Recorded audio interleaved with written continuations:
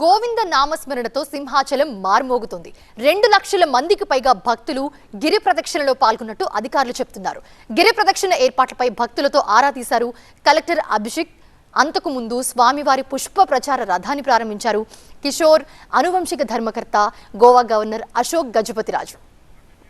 గిరి ప్రదక్షిణకు సంబంధించిన సందడిని సింహాచలం నుంచి మా సీనియర్ కరెస్పాండెంట్ ఖాజా అందిస్తారు. సింహాచలం గిరి ప్రదక్షిణ అత్యంత వైభవంగా భక్తి శ్రద్ధలతో కొనసాగుతుంది. ఈ మధ్యాహ్నం 2 గంటల నుంచి ఆలయ అనువంశిక ధర్మకర్త అశోక్ గజపతిరాజు స్వామివారి పుష్పరథాన్ని ప్రారంభించారు. అప్పటి నుంచి అధికారికంగా ఈ గిరి ప్రదక్షిణ ప్రారంభమైనప్పటికీ ఈరోజు ఉదయం నుంచి కూడా పెద్ద ఎత్తున భక్తులు తరలివచ్చి సాంప్రదాయబద్ధంగా తొలిపావంచ వద్ద కొబ్బరికాయ కొట్టి మరి ఈ గిరి ప్రదక్షిణను ప్రారంభిస్తున్నారు. అందరిలో కూడా ఒక భక్తి భావంతో వీరందరూ కూడా తరలి వస్తున్నారు. కేవలం విశాఖ జిల్లా నుంచే కాకుండా రాష్ట్ర నలుమూల నుంచి 2 తెలుగు రాష్ట్రాల నుంచి భారీగా తరలి వచ్చి ఆ స్వామివారిని తొలిపావంచ వద్ద దర్శనం చేసుకుని టెంకాయ కొట్టి మరి ఈ గిరి ప్రదక్షిణ ప్రారంభించడం ఆనవాయితీగా వస్తుంది.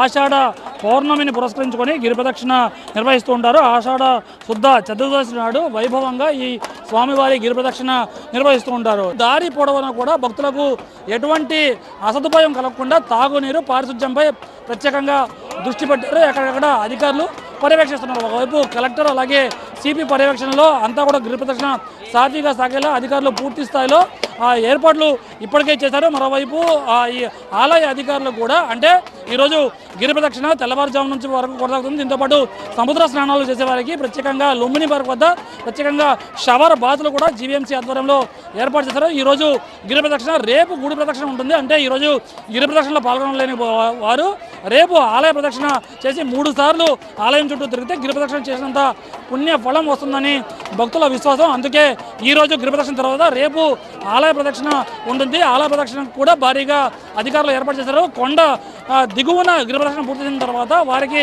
కొండపైకి వెళ్లేందుకు ప్రత్యేకంగా ఆర్టీసీ ఉచితంగా బస్సులు వేసి వారికి సాఫీగా స్వామివారి దర్శనం చేసి మళ్ళీ తిరిగి సేఫ్గా ఆయా ఇళ్లకు చేరుకునేలా ఉచిత బస్సులను కూడా ఏర్పాటు చేశారు. మొత్తం మీద ఈ అరుణాచలం గిరి ప్రదక్షిణ తర్వాత అత్యంత వైభవంగా ఈ సింహాచలం గిరి ప్రదక్షిణ అనేది కొనసాగుతోంది.